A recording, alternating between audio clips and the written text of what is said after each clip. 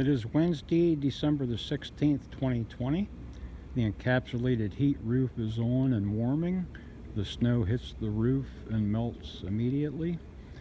The red light flashing is the indicator light that the system is in use.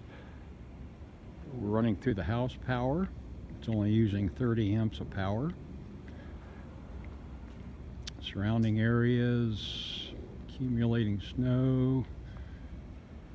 The other roof truck tops, accumulating snow, but nothing on the 26-foot box truck.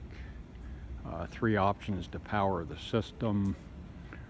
You run it through the alternator, run it through the house power on a receptacle, or you can run it off of a generator unit, a power pack.